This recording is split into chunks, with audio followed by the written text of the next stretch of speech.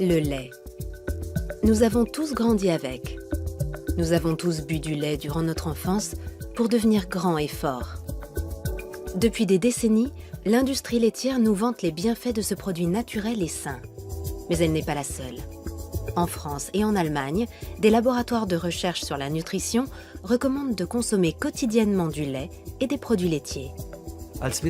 Sous l'œil d'un scientifique, la variété de nutriments contenus dans le lait est phénoménale. Mais le lait est-il vraiment aussi bon qu'on le prétend? Aujourd'hui, son image est écornée. Et depuis plusieurs années, les pros et anti-lait se livrent un combat acharné. Le lait, sous sa forme actuelle, n'a plus grand-chose en commun avec le lait tel qu'il était à l'origine. Pour ses détracteurs, le lait favorise les maladies dites de civilisation, comme les allergies, le diabète, la migraine et même le cancer. Le lait est un dopant biologique. Nous sommes face à un système qui stimule en permanence notre croissance. Je pense que les maladies de civilisation sont dues à une croissance trop rapide. Dans la bataille du lait, pro et anti-lait s'accusent mutuellement d'alimenter la polémique. Résultat, le lait et ses dérivés comptent aujourd'hui parmi les aliments les plus sujets à controverse. On étudie, on regarde, on n'est pas comme ça dans ce combat. Moi, je n'ai pas de combat, c'est les anti-laits qui sont en combat. Alors, qui croire? Le consommateur est désorienté. Le lait est-il bon pour la santé? Ou est-il responsable de certaines maladies? Nous avons voulu faire toute la lumière sur cette question.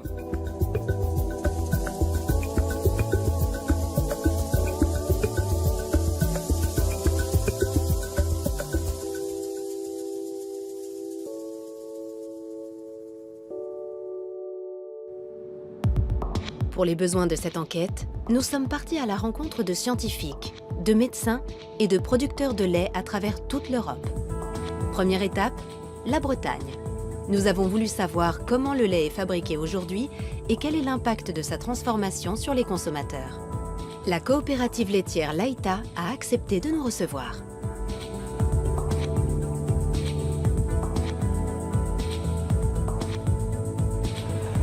Chaque jour, 40 camions-citernes livrent le lait des éleveurs, soit 1 million de litres par jour.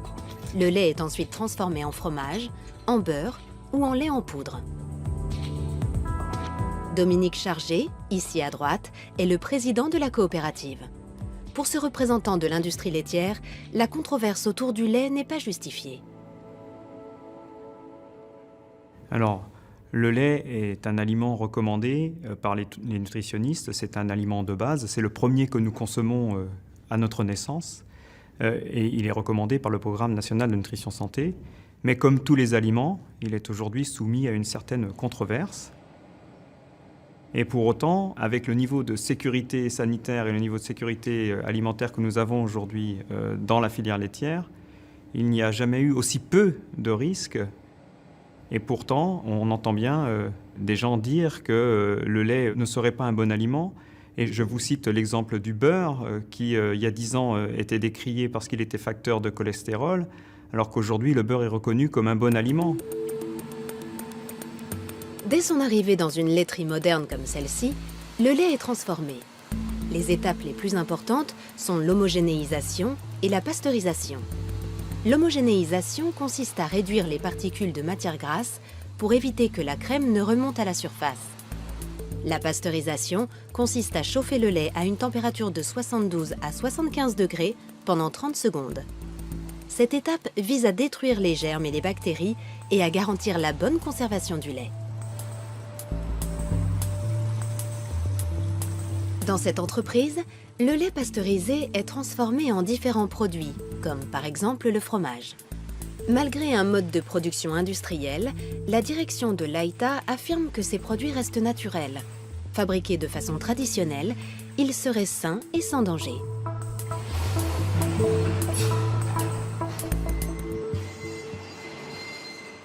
Nous fabriquons des produits à base de lait, comme le beurre, comme le fromage, comme les yaourts, de la même façon que nous les fabriquions il y a 40 ans, 50 ans. avec des techniques et des process qui sont sans doute nouveaux, mais qui sont aujourd'hui contrôlés et qui sont reconnus et qui sont soumis à une réglementation très stricte. Et je pense qu'avec le niveau de sécurité sanitaire et le niveau de sécurité alimentaire qu'il y a aujourd'hui dans la filière laitière, le lait est un excellent produit et que l'on peut consommer sans problème.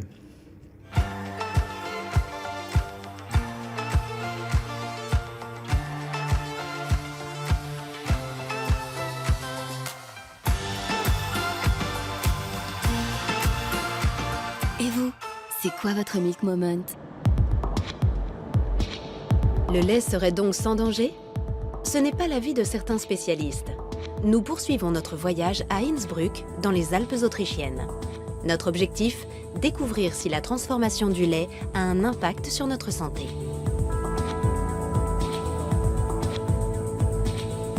Nous avons rendez-vous au cabinet du docteur Maximilian Ledorowski. Ce médecin est spécialisé dans les intolérances alimentaires.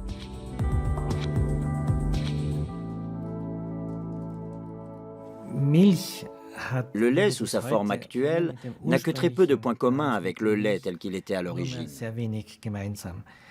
Il subit entre 20 et 30 étapes de transformation, allant de la montée en température, en passant par le stockage, le refroidissement, l'homogénéisation, puis la pasteurisation, à la séparation des globules, des matières grasses, etc. À la fin, entre le produit de départ et le produit d'arrivée, il n'y a que le nom qui soit resté le même. Parmi les patients du docteur Ledorowski, beaucoup souffrent d'intolérance alimentaire. Des pathologies qui, selon lui, sont souvent liées aux méthodes de transformation de l'industrie agroalimentaire.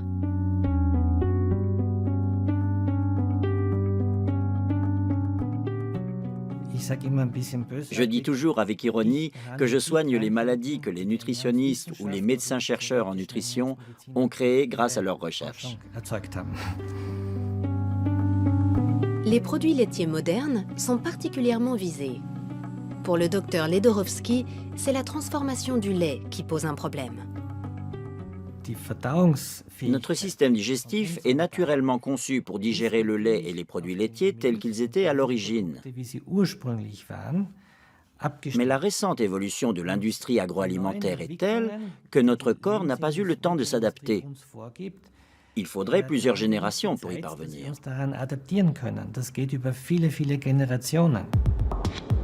Les méthodes de transformation modernes ont-elles fait du lait un produit industriel difficile à assimiler? Voyons ce qu'en pensent les établissements de renom spécialisés dans la nutrition. En France, l'Institut Pasteur de Lille est le premier centre de recherche fondamentale au monde.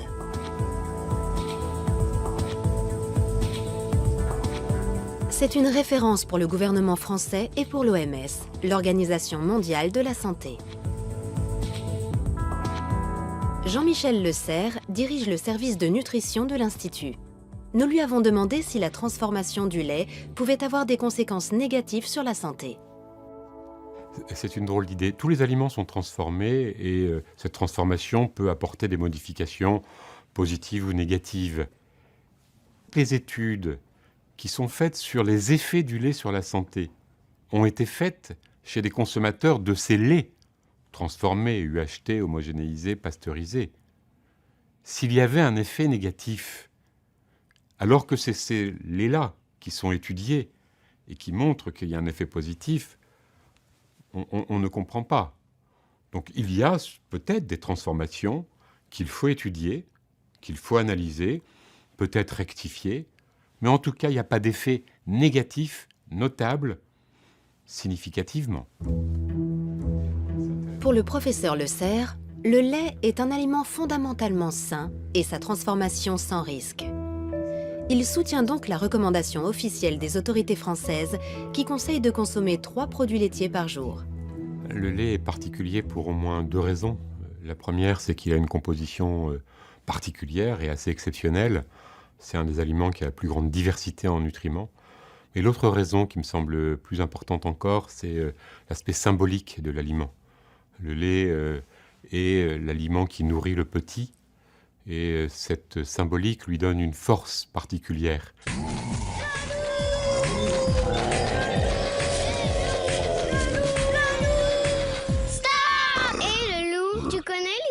de Paf Paf Paf le loup? Alors, c'est l'histoire de 3 petits cochons qui mangeaient 3 produits laitiers par jour. Quand tout à coup, le loup! Les produits laitiers sont nos amis pour la vie. En Allemagne aussi, l'Institut national de nutrition financé par l'État encourage la consommation de produits laitiers. Idéalement, l'Institut préconise la consommation d'1 quart de litre de lait écrémé et de 2 tranches de fromage maigre par jour. L'Allemagne et la France sont les 2 plus gros producteurs de lait d'Europe. Dans ces 2 pays, l'industrie laitière est un acteur économique de poids. La France produit près de 25 millions de tonnes de lait de vache par an. L'Allemagne en produit près de 32 millions. Ces quantités colossales s'expliquent par l'efficience des élevages, mais aussi par l'utilisation de vaches à haut rendement et d'aliments concentrés.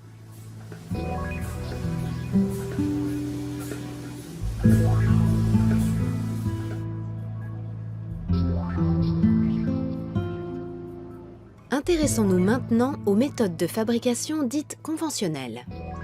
Nous nous rendons à la ferme Penneland, dans le nord de l'Allemagne. Philippe Kowolik dirige l'exploitation. Notre ferme compte 1 millier de vaches qui produisent du lait tous les jours. Il y a 3 traites quotidiennes et nous avons 4 étables distinctes, dans lesquelles les bêtes sont réparties en 6 groupes.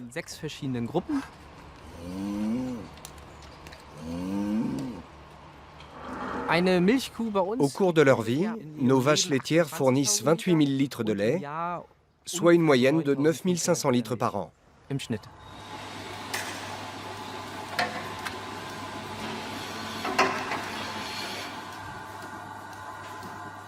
Pour une ferme conventionnelle, nous sommes légèrement au-dessus de la moyenne. Pour obtenir encore plus de lait, nous surveillons l'état de santé de nos bêtes et leur durée d'exploitation. Pour qu'une vache donne beaucoup de lait, elle doit être en bonne santé. Elle doit se sentir bien, sinon elle ne donnera pas beaucoup de lait. Tout va bien? Oui, super. Elles ne bougent pas. Ça prouve qu'on fait les choses bien. Elles ne sont pas nerveuses, elles ne nous repoussent pas et se laissent faire.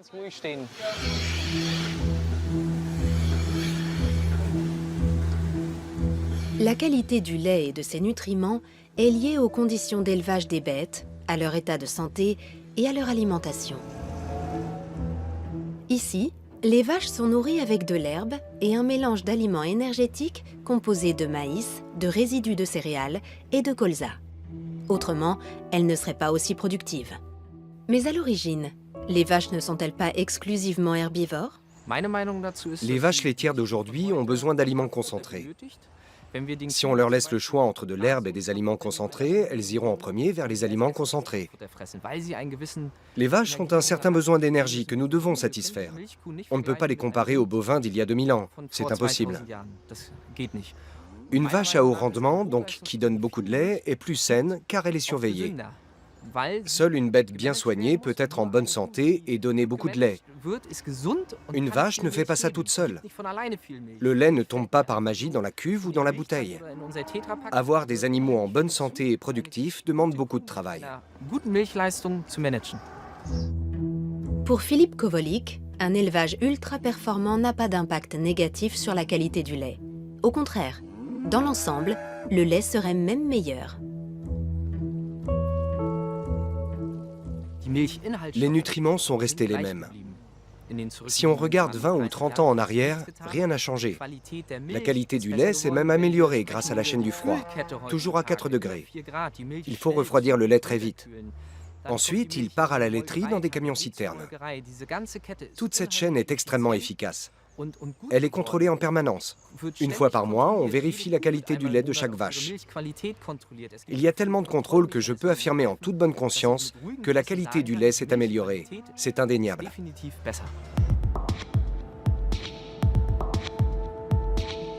La qualité du lait s'est-elle réellement améliorée? Pour en avoir le cœur net, nous nous rendons à la clinique Paracelsus dans le nord-est de la Suisse. Ce centre de médecine globale propose, en plus de la médecine conventionnelle, des méthodes complémentaires comme l'homéopathie. Thomas Rau est le médecin-chef de la clinique. Depuis des années, il dénonce les méfaits des produits laitiers, plus précisément ceux d'une protéine contenue dans le lait, la bêta-lactoprotéine, qui peut provoquer des allergies. Les vaches ont changé. Elles sont nourries différemment. Chez la vache aussi, l'alimentation joue un rôle essentiel, car ce qu'elle mange se retrouve dans son lait. De nombreuses analyses prouvent que le lait a fondamentalement changé depuis 1983. Il contient désormais beaucoup plus de bêta-lactoprotéines. De façon générale, il est plus riche en protéines. En revanche, il contient nettement moins d'acides gras de type oméga 3. Il a également perdu énormément d'oligo-éléments. En définitive, le lait est quasiment devenu un produit industriel. Ce n'est plus le même lait. Quelles sont les conséquences d'une telle évolution sur l'homme? Pour le savoir, nous reviendrons plus tard vers le Dr Rau. En attendant, peut-on penser qu'il y a moins de risques avec le lait bio? Et quelle est la différence entre le bio et le conventionnel? Nous poursuivons notre voyage en Suisse à la ferme Rheinau. Cette exploitation bio observe le cahier des charges strict des directives écologiques Déméter. La ferme compte 70 vaches seulement. Elles ont encore des cornes et chacune a un petit nom. Martin Ott est un agriculteur bio. Il est aussi l'ancien directeur du site. En termes de production, Martin Ott s'est fixé pour objectif de ne pas mettre ses vaches sous pression. Il y a 200 ans, la championne du monde produisait environ 2000 kilos de lait par an. Aujourd'hui, on en est à 27 000. Une telle quantité de production ne peut se faire qu'au détriment de la santé des bêtes. En plus, nous avons des surplus de production. Résultat, les prix baissent, la pression augmente encore plus, et nous voici dans la spirale que nous connaissons. Mais j'ai fait une découverte formidable. Il suffit de bien comprendre la vache. Il faut la comprendre dans ce qu'elle fait de mieux, et lui rendre ce rôle qu'elle a toujours joué, et qui consiste à manger de l'herbe.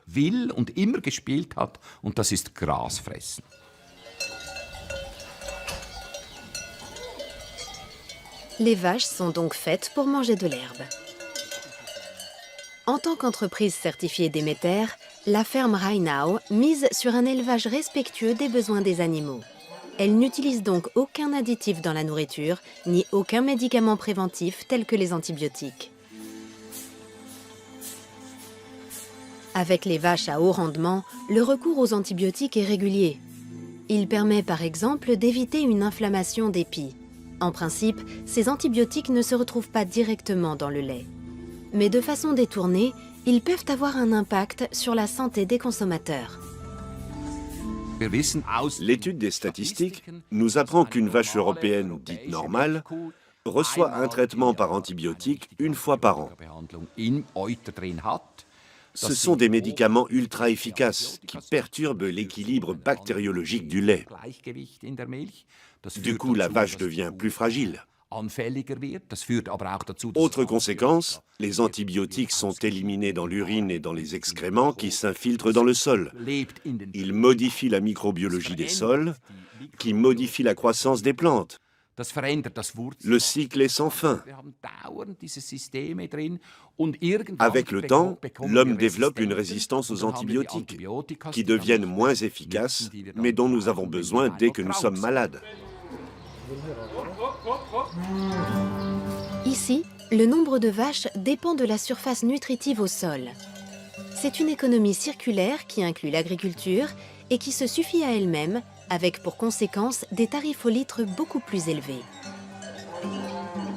La ferme se présente comme le contre-modèle d'un élevage dit conventionnel, qui pour la plupart achète des aliments contenant du maïs et de l'huile de palme sur le marché international. Si on ne change rien à ce système et qu'on veut produire les mêmes quantités de lait qu'à l'heure actuelle, on ne peut pas faire du bio, car le bio reste un système. La production mondiale de lait à partir de l'herbe sera toujours limitée, notamment par les vaches. Si on encourage ce système, il y aura moins de lait et son prix remontera. Il sera peut-être plus cher que le Coca-Cola, mais ce sera à nouveau le prix juste. Le lait retrouvera alors toute sa place dans notre alimentation. Il ne sera plus un produit comme les autres, un produit industriel qu'on trouve partout, sous toutes les formes. Voilà comment je vois les choses. Le lait bio serait donc une alternative durable à la production de lait industriel dans le monde. Mais est-il aussi plus sain? Nous partons à Karlsruhe, dans le sud-ouest de l'Allemagne. L'Institut Max Rubner est le centre de recherche national pour l'alimentation et la nutrition. Nous avons rendez-vous avec le professeur Bernhard Watzel. Il dirige le département de physiologie et de biochimie de la nutrition.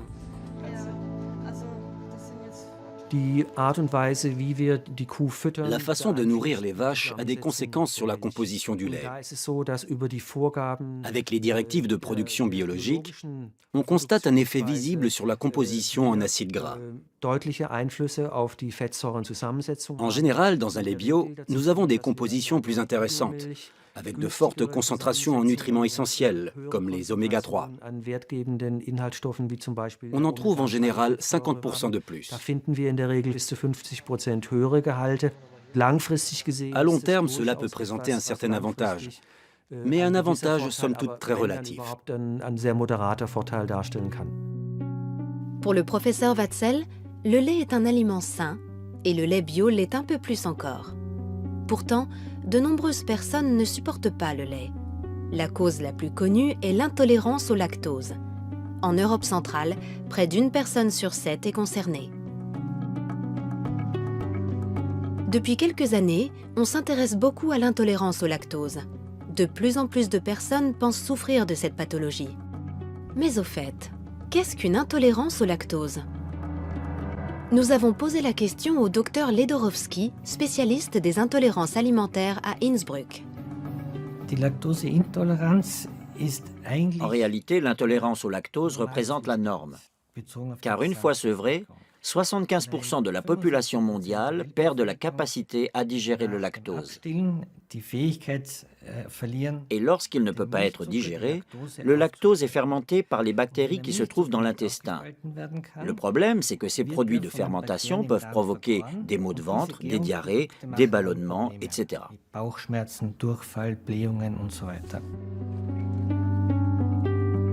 D'après le docteur Ledorowski, l'intolérance au lactose est de plus en plus fréquente. Mais ce n'est pas le seul problème. Ce phénomène s'explique notamment par une augmentation de la consommation de lait. Mais c'est aussi la façon de transformer le lait qui est en jeu. La transformation des produits laitiers comporte tellement d'étapes qui peuvent déclencher une réaction que les intolérances augmentent forcément. On a tendance à incriminer le lactose, mais il s'agit souvent de l'association de plusieurs intolérances. Le lactose n'est pas le seul responsable. Avant, il n'y avait quasiment pas d'épaississant dans les produits laitiers. Aujourd'hui, il n'y a pas un yaourt qui ne contienne pas d'alginate, de farine de graines de caroube ou d'autres produits de ce genre, juste pour épaissir la texture ou améliorer le goût.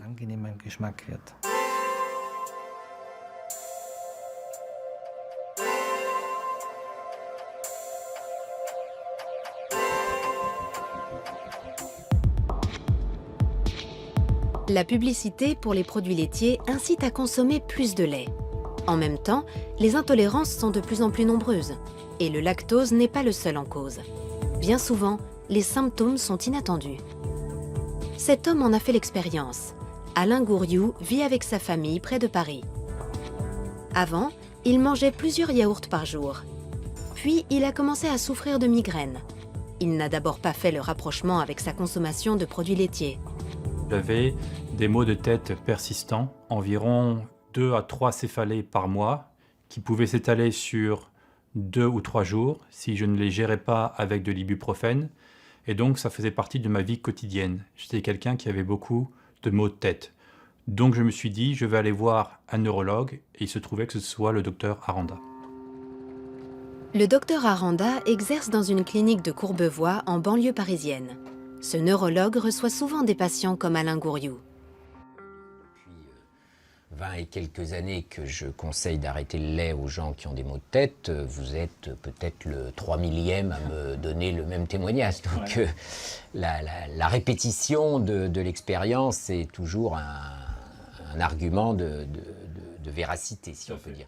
Alors, je suis arrivé donc dans le cabinet de Dr Aranda, je lui ai exposé mon problème qui était effectivement donc des céphalées assez régulières. Et il l'a posé à un moment, il m'a regardé, il a dit on va essayer quelque chose, vous allez essayer d'arrêter les produits laitiers et voir ce que ça donne. J'étais un peu déçu, je me suis dit tout ça pour ça, un mois d'attente, voilà, pour arrêter les produits laitiers.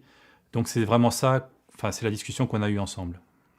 Je pense que la dégradation, enfin la mauvaise dégradation du lactose va entraîner la production de déchets qui vont, comme tous les déchets, avoir des effets toxiques, un peu entre guillemets, hein, c'est une toxicité relative, mais une toxicité quand même, et qui vont générer des maux de tête. Simplement, j'ai des milliers de patients qui avaient des maux de tête et qui ont vu leurs maux de tête disparaître quand ils ont arrêté de consommer du lait. Bien, et les maux de tête, donc il n'y en a pratiquement plus. Il y en a eu quelques-uns récemment qui sont revenus, mais vraiment, enfin pas aussi, vraiment... Très léger. Très très léger, voilà. Alors, quasiment du jour au lendemain, quand j'ai arrêté les yaourts, le lait, la crème, je n'ai plus de maux de tête. C'est-à-dire qu'en fait, mes épisodes de céphalée que j'avais tous les semaines, tous les 2 semaines, se sont tout simplement arrêtés, quasiment du jour au lendemain. Maintenant, est-ce que c'est lié directement à la non-consommation de produits laitiers? Ça, je ne pourrais pas vous dire.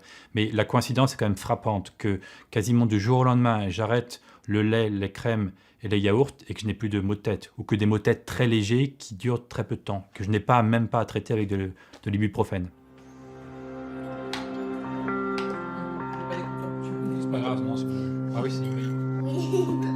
Aujourd'hui, c'est toute la famille Gouriou qui a en grande partie renoncé aux produits laitiers.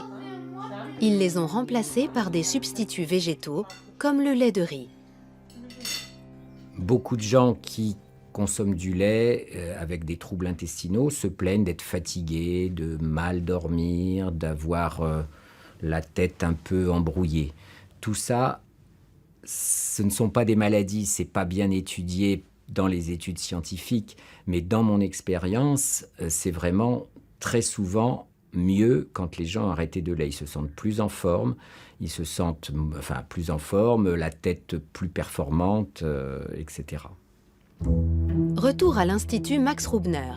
Pour le professeur Watzel, nutritionniste, les expériences médicales comme celle du docteur Aranda avec ses patients ne justifient aucune extrapolation. Les expériences de certains médecins avec leurs patients sont individuelles et je ne les remets absolument pas en question. Le problème, c'est qu'il s'agit de cas isolés. Ça ne correspond à aucune méthodologie scientifique. On ne peut pas transposer ces cas isolés et ces expériences à l'ensemble de la population. Les personnes qui supportent mal les produits laitiers ne souffrent pas forcément d'intolérance au lait. Il peut aussi s'agir d'une réaction allergique. Pour éviter ces désagréments, le docteur Rao de la clinique Paracelsus conseille à ses patients de supprimer les produits laitiers de leur alimentation. Avez-vous eu des infections? Une seule, mais qui a vite disparu. En 2 jours, je n'avais plus mal à la gorge. Qu'avez-vous changé dans votre alimentation? J'ai supprimé le gluten et le lait. Bien. Et comment le vivez-vous? C'est supportable? Oui, c'est bon aussi. On s'y habitue. Tous les produits qui contiennent des protéines de lait de vache comme les yaourts, le fromage, la crème sous toutes ses formes et tout ce qui contient du lait sont des produits qui posent un problème parce qu'ils sont très allergisants.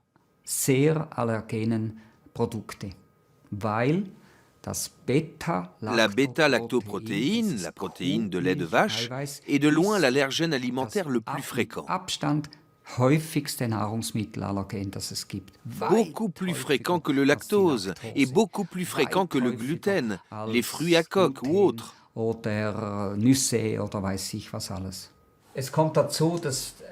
Avec 2 allergies alimentaires, chez vous le lait et le gluten, c'est 2 fois plus embêtant. Car elles peuvent détruire la flore intestinale et même la muqueuse intestinale. C'est tout le système immunitaire qui est perturbé.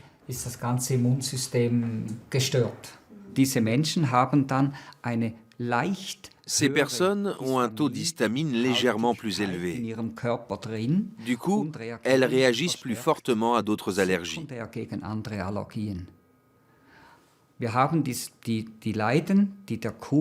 Les personnes allergiques au lait de vache, et plus rarement les patients allergiques au gluten, donc atteints de la maladie cœliaque, peuvent avoir des allergies secondaires.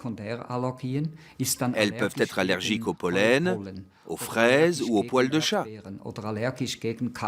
Ce sont des allergies croisées. Selon certaines estimations, environ 1% des adultes en Europe centrale seraient allergiques au lait de vache. À la clinique Paracelsus, en revanche, les chiffres sont beaucoup plus élevés. Si je considère mes patients entre guillemets normaux, ceux qui viennent juste faire leur bilan annuel, dans 60% des cas, je constate une allergie de type IgG4 à la lactoprotéine. Chez les patients atteints de maladies auto-immunes, on arrive à plus de 80%. Et chez les patients atteints d'un cancer, on est presque à 95%.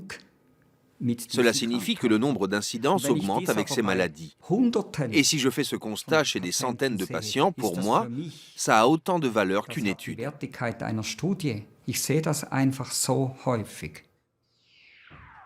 D'après les conclusions du Dr Rao, le lait et ses dérivés peuvent aussi provoquer des troubles immunitaires, c'est-à-dire un affaiblissement chronique de notre système de défense.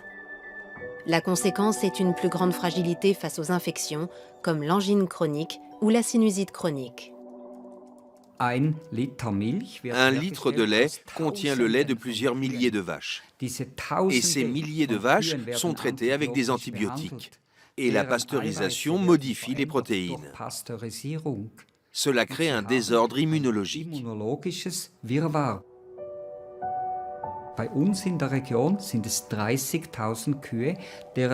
Dans notre région, c'est le lait de 30 000 vaches qui est mélangé pour ensuite être transformé. Cela signifie que nous avons 30 000 profils immunologiques individuels mélangés. C'est comme si une avalanche d'informations immunologiques s'abattait sur nos jeunes enfants.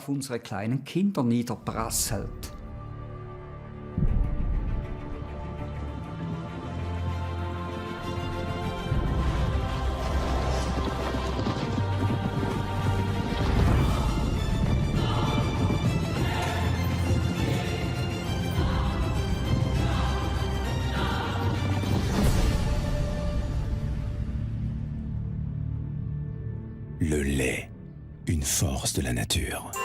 Le lait est souvent associé aux enfants. Depuis des décennies, on dit que les enfants doivent boire du lait. Nous avons tous grandi avec l'idée que le lait est bon pour la santé, que le lait fait grandir, que le lait renforce les os.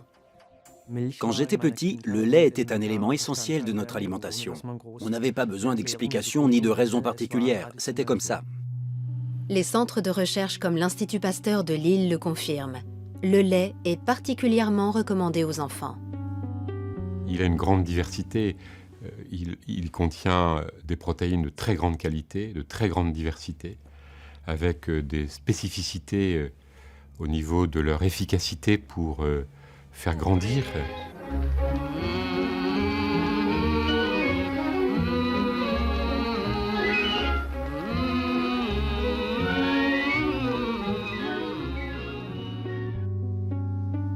Mais pour les détracteurs du lait comme le docteur Ledorovsky, médecin nutritionniste, il n'apporte aucun bienfait aux enfants ni aux adolescents, au contraire. Il y a quelques années, j'étais à un congrès de diabétologues à Leipzig qui présentait une étude nationale sur la consommation. Cette étude démontrait qu'une protéine animale ingérée par des enfants très jeunes présentait une corrélation importante avec leur surpoids à l'adolescence. Quand j'ai demandé quelle protéine animale, il y a eu un long moment d'hésitation. Puis on m'a répondu la protéine de lait. Vu sous cet angle, à l'heure actuelle, le lait n'a plus sa place dans l'alimentation de base des enfants après l'âge de 5 ans.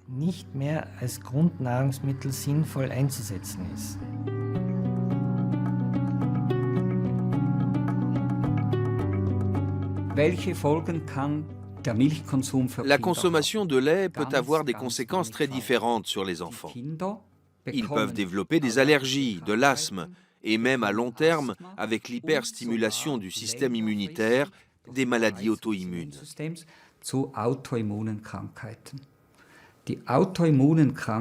À ce jour, les maladies auto-immunes sont celles qui augmentent le plus chez les enfants.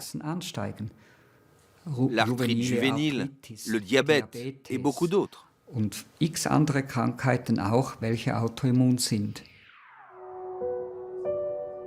Le lait est-il vraiment à l'origine de ces maladies? Le professeur Watzel ne voit aucun lien entre les deux. Les données scientifiques montrent que pendant l'enfance et l'adolescence, la consommation de lait n'a aucun effet négatif sur le poids ni sur le diabète. Au contraire, consommé de façon régulière et modérée, le lait a une action protectrice. Néanmoins, il faut bien regarder, surtout chez les enfants, quels produits on consomme. Car de nombreux produits à base de lait contiennent beaucoup de sucre ajouté.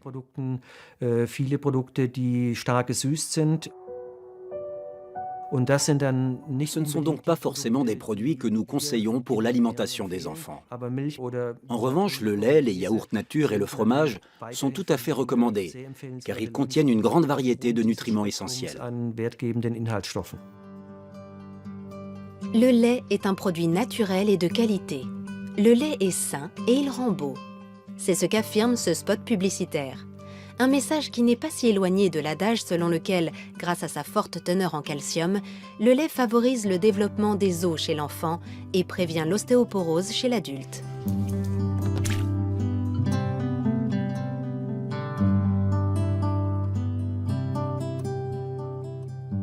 Toutes les études cliniques qui ont été faites, où on donne des produits laitiers ou du calcium à des personnes pendant une durée suffisamment longue, montrent que la densité de l'os augmente, la solidité de l'os augmente, la concentration en calcium de l'os augmente. Et donc, toutes les études montrent que les produits laitiers contribuent à la lutte contre l'ostéoporose, mais ne suffisent pas, car c'est une maladie complexe où les facteurs sont multiples. Le lait et ses dérivés sont riches en calcium, c'est un fait. Admettons maintenant que nous ayons besoin de 1200 mg de calcium par jour pour avoir des os en bonne santé. Cela voudrait dire que nous devons boire 1 litre de lait par jour.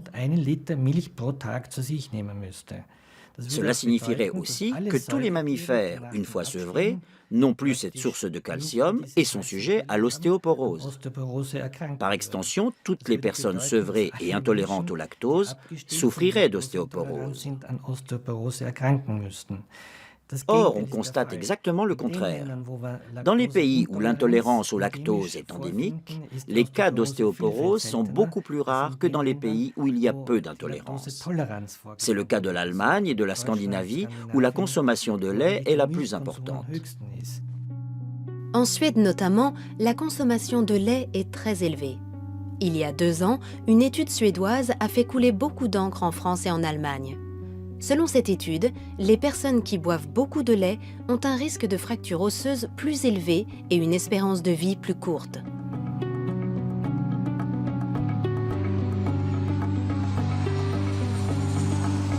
Nous décidons de nous rendre sur place. À l'université d'Uppsala, nous avons rendez-vous avec le professeur Carl Michaelsson, nutritionniste. C'est lui qui a dirigé cette étude. Il a comparé les données de plus de 100 000 hommes et femmes suédois de plus de 40 ans. Chez les femmes, nous avons découvert un risque élevé de fractures, des fractures de la hanche en particulier. C'est la fracture la plus grave chez les personnes âgées. Nous avons également noté un taux de mortalité plus important chez les femmes qui boivent beaucoup de lait. Nous avons constaté cette même tendance chez les hommes, mais à une moindre échelle. Pour le professeur Michaelson, ces résultats s'expliquent par la présence de galactose, un composant du lactose. En laboratoire, les animaux qui ont reçu du galactose ont vu leur processus de vieillissement s'accélérer. La quantité de galactose administrée à ces animaux correspond à la dose présente dans 1 à 2 verres de lait, ce qui corrobore parfaitement les résultats de notre étude. Le lait et ses dérivés seraient-ils nocifs? Pour le professeur Michaelson, la question n'est pas aussi tranchée. Son étude fait clairement la distinction entre le lait à boire et les produits fermentés comme les yaourts et le fromage. Ces derniers contiennent nettement moins de galactose, mais cette étude a permis d'autres révélations. Nous avons également découvert que la consommation élevée de fromage, de lait caillé et de yaourt était associée à un risque légèrement réduit de fractures et de mortalité, contrairement au lait. Pour l'heure, si le professeur Michaelson ne donne aucune recommandation nutritionnelle, c'est qu'il n'est pas encore arrivé au terme de son programme d'études. Cependant, pour lui, une chose est d'ores et déjà sûre. Boire du lait en grande quantité ne permet pas de prévenir les fractures. Notre étude montre que le lait augmente le risque de fracture chez les personnes âgées, alors que nombre d'autres études démontrent qu'il ne diminue pas le risque de fracture, contrairement à ce qu'ont affirmé les producteurs de lait pendant des dizaines d'années.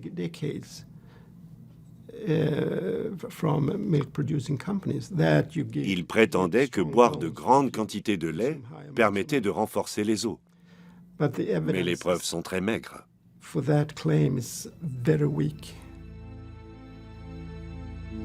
Les Français et les Allemands devraient-ils boire moins de lait pour éviter tout risque de fracture? Non, répondent les spécialistes des deux pays.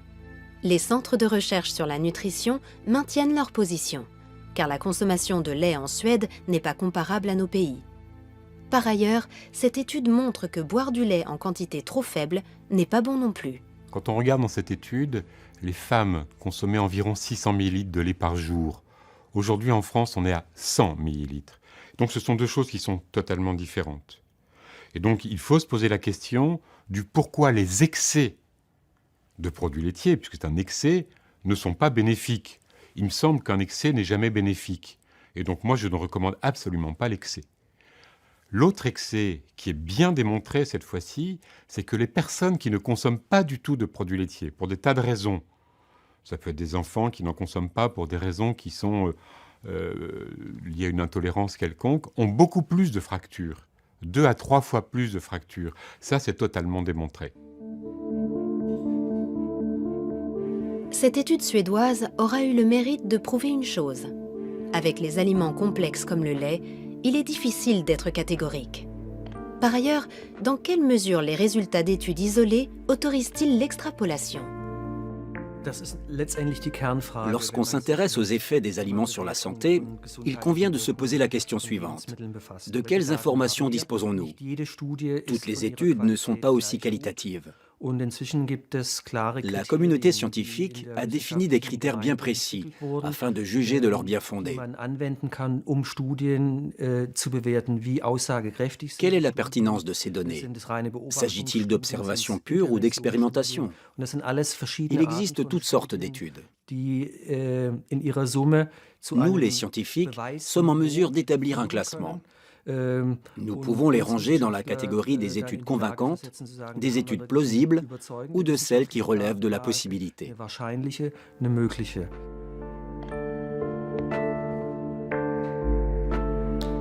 Pour la science, seule l'exploitation de plusieurs études est pertinente. c'est ce qu'on appelle les méta-analyses.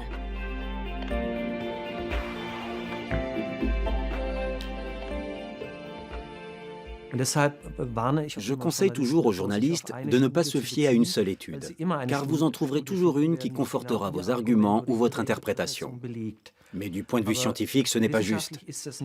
Nous devons prendre en compte l'ensemble des données. C'est le seul moyen d'évaluer de façon à peu près objective la valeur de ces informations.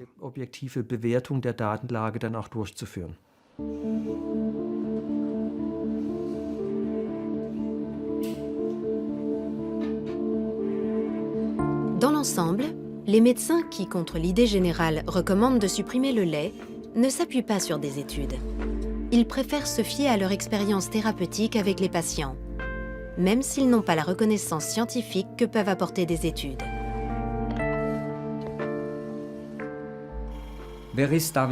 Qui est scientifique et qui ne l'est pas? Qu'est-ce qui définit le caractère scientifique d'une chose? Une étude, c'est l'analyse d'un groupe de personnes relativement important selon certains critères. C'est exactement ce que je fais. J'étudie un immense groupe de patients depuis 30 ans. Entre 100 et 300 personnes viennent ici chaque jour. Nous leur donnons des conseils et leur santé s'améliore. Pour moi, c'est beaucoup plus empirique et scientifique que certaines études mensongères.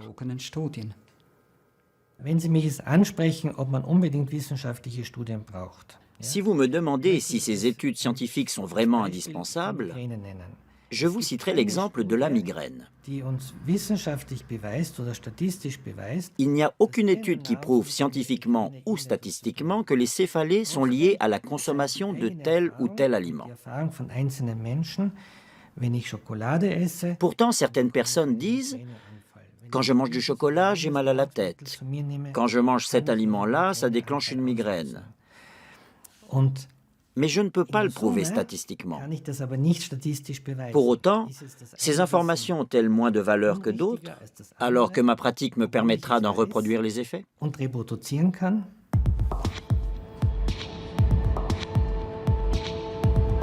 Les anti-laits pointent un autre problème, le manque d'indépendance de certaines études, ou encore les liens entre les scientifiques et l'industrie. Nous partons dans le sud de la France, dans la région de Nîmes.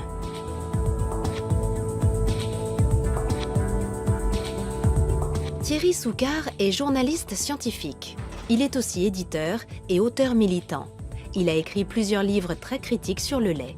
Son cheval de bataille, dénoncer les liens entre les spécialistes de la nutrition et l'industrie agroalimentaire en France. La recommandation française de consommer 3 à 4 produits laitiers par jour ne repose sur rien. Elle ne repose sur aucune base scientifique sérieuse. Elle ne repose que sur la proximité entre les pouvoirs publics français, les personnes qui décident de la nutrition en France et l'industrie laitière. Cette proximité, je l'ai exposée en donnant les noms des responsables français dans mes livres, sans jamais avoir eu de procès ni de demande de rétraction. Thierry Soucard pose un regard critique sur l'Institut Pasteur qui, selon lui, n'est pas tout à fait indépendant financièrement. L'Institut Pasteur de Lille est un institut qui est en situation financière délicate et qui donc dépend beaucoup de l'argent de l'industrie et notamment de l'argent de l'industrie laitière. L'Institut Pasteur est une fondation privée d'intérêt public, financée en grande partie par des missions de recherche et de conseil privés. Parmi les mécènes et les mandataires de ces missions, on trouve des groupes laitiers comme Danone et Lactalis. Il reçoit un tout petit peu de fonds de l'État, mais très peu, puisque je vous disais qu'il est autofinancé à 80%. Et puis le reste, c'est l'avis d'un service de recherche comme les autres. Tous les services de recherche en France, tous, ont un double financement qui est le financement propre ou financement de l'État et les financements privés. Tous les services de recherche en France sont comme ça. Thierry Soucard dénonce aussi les liens entre le professeur Le Serre et l'industrie laitière. Le professeur Le Serre est membre du comité scientifique de l'OCHA, l'Observatoire CNIEL des habitudes alimentaires. Cette organisation est chapeautée par le Centre national de l'économie laitière. Pour Thierry Soucard, il y a conflit d'intérêts. Quel conflit d'intérêts? Moi, je fais partie de ce groupe bénévolement. Voilà, donc c'est un groupe de chercheurs, des sociologues, des psychologues, des nutritionnistes. On se réunit, on mène des travaux, on dirige des thèses, on organise des colloques. On fait ça parce qu'on est passionné par notre métier. Je ne vois pas très bien où le conflit d'intérêts. Il n'y a que lui qui n'y voit pas de problème. Toute la presse y voit un problème. Tous les gens qui s'occupent d'éthique voient un problème avec les conflits d'intérêts entre chercheurs et industriels. Mais quand vous interrogez un médecin ou un chercheur qui est lié à l'industrie pharmaceutique ou l'industrie agroalimentaire, évidemment, il ne voit pas de problème. Retour en Allemagne, et à la question qui nous préoccupe, le lait est-il bon ou pas pour la santé? L'ultime étape de notre voyage nous conduit à l'université d'Osnabrück, dans le nord-ouest de l'Allemagne. C'est ici qu'enseigne le professeur Bodo Melnick, dermatologue. Le professeur Melnick a développé une théorie sur le lait qui a fait beaucoup de bruit dans le milieu scientifique ces dernières années. Selon lui, le lait contiendrait un système de signaux biochimiques qui stimule la croissance et qui peut avoir de lourdes conséquences. Nous savons désormais que l'acné apparaît de plus en plus tôt, dès l'âge de 8-9 ans. Nous savons aussi qu'il dure beaucoup plus longtemps. Environ 50% des Américaines, par exemple, ont encore de l'acné à la trentaine. Le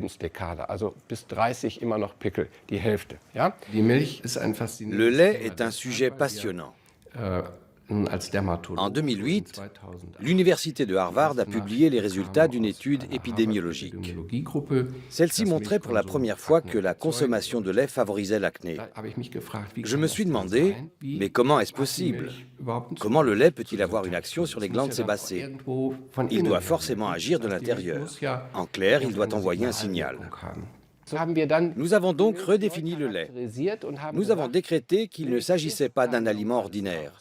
Il faut bien comprendre que le lait a un objectif, stimuler la croissance. Le lait joue un rôle capital. C'est un dopant biologique.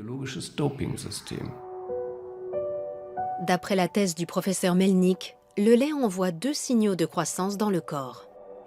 Premièrement, ces acides aminés stimulent le foie qui produit l'hormone de croissance IGF-1. Deuxièmement, les micro-ARN, des petites particules génétiques, régulent les gènes humains pour stimuler la croissance. L'acné apparaît à la puberté, alors que notre corps est peut-être déjà en train de stimuler le développement anormal d'autres glandes. Et ça continue jusqu'au diabète. Si ces signaux sollicitent en permanence nos glandes, c'est là qu'apparaissent le diabète, le surpoids, l'insuline qui fait grossir les cellules adipeuses et pour finir les maladies liées à la démence. Pour Parkinson, qui est aussi une maladie neurodégénérative qui évolue en permanence, il y a une corrélation évidente avec la consommation de lait. Nous sommes face à un système qui stimule en permanence notre croissance. Je pense que les maladies de civilisation sont dues à une croissance trop rapide. Selon le professeur Melnick, cette croissance excessive peut même augmenter le risque de cancer. Le lait contient une particule génétique spécifique également fabriquée par les cellules cancéreuses pour accélérer leur croissance. On l'appelle OncoMIR21.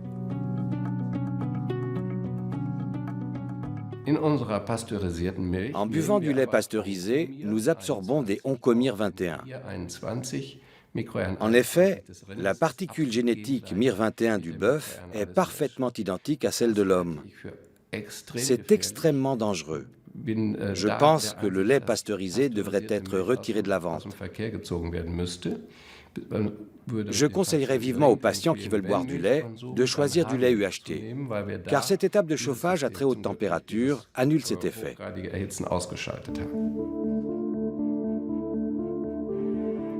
La théorie du professeur Melnick est encore isolée. La plupart des spécialistes en nutrition la rejettent en bloc. C'est le cas du professeur Watzel de l'Institut Max Rubner. J'ai rencontré le professeur Melnick à plusieurs reprises. Nous avons eu de longues discussions, parfois même au sein d'un comité d'experts.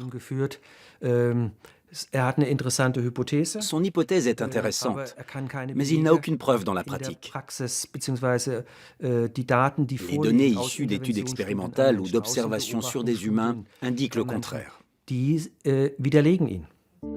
En clair, la majorité des études démontrent qu'il n'y a aucun rapport entre le lait et les maladies de civilisation. Seules les études sur le cancer sont plus nuancées. Si la consommation de lait augmente légèrement le risque de cancer de la prostate, elle diminue celui du cancer du côlon. Et pour les autres formes de cancer, les chercheurs ne voient aucun lien avec le lait. Pour ce qui est du cancer, il faut bien faire la part des choses. La seule conclusion pertinente du point de vue clinique concerne le cancer de la prostate, pour lequel une forte consommation de lait peut avoir des effets négatifs. Nous arrivons au terme de notre voyage. Savons-nous à présent si le lait est bon ou mauvais pour la santé? Les réponses sont contradictoires, les études pas vraiment parlantes. Alors qui croire? Les scientifiques qui ne jurent que par les études? Ou les médecins qui s'en remettent à leur expérience clinique? Si vous me demandez, je vous dirai que c'est moi qu'il faut croire. Je pense tout simplement que j'ai raison et que mon expérience personnelle le confirme. Je nage peut-être à contre-courant, mais je suis médecin. Je pratique la médecine traditionnelle et non la médecine parallèle. Je ne me base pas sur des croyances ésotériques quelconques, mais purement et simplement sur des études que j'ai menées moi-même et sur mon expérience personnelle. L'expérience face à la science. Pour la plupart des spécialistes en nutrition, les anti-laits sont des agitateurs motivés par des raisons idéologiques. Il faut séparer l'idéologie et la nutrition, ne pas moraliser la nutrition. Que le lait ne convienne pas à certains, c'est tout à fait normal. Qu'il ne soit pas parfait, c'est tout à fait normal. Qu'il y ait des études qui soient complexes et contradictoires, c'est normal. On étudie, on regarde. On n'est pas comme ça dans ce combat. Moi, je n'ai pas de combat, c'est les anti-laits qui sont en combat. À travers la publicité, l'industrie laitière a toujours tout fait pour préserver l'image du lait. Et ça marche. Malgré les critiques, l'image positive du lait ancrée dans l'esprit des consommateurs est restée intacte. J'ai un profond respect pour les performances en marketing des industriels. Ce sont des pros. Ils ont réussi à retourner l'opinion. C'est un lavage de cerveau qui dure depuis 30 ans. Ils ont tellement bien réussi qu'aujourd'hui, tout le monde est convaincu que le lait est bon pour la santé. Parmi les experts, le débat reste ouvert. Faut-il oui ou non consommer du lait? Les avis sont partagés. Sur le plan nutritionnel et physiologique, le lait est riche en nutriments essentiels. Il regorge de protéines, de minéraux et surtout de calcium. Du point de vue scientifique, tous ces arguments plaident en faveur d'une consommation modérée mais régulière.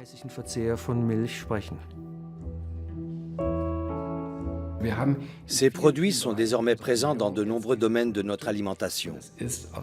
À mon avis, nous sommes clairement dans l'excès. Au bout de plusieurs dizaines d'années, cela entraîne une stimulation excessive. L'effet n'est pas immédiat. Il est long, insidieux et peut donc passer inaperçu. Notre enquête a révélé plusieurs choses. Le lait provoque plus de désagréments qu'on ne le pense. Sa suppression peut permettre à l'un ou l'autre patient de retrouver un certain équilibre. Quant à savoir s'il peut favoriser certaines maladies, les avis divergent. Chacun se fera donc sa propre idée sur la question.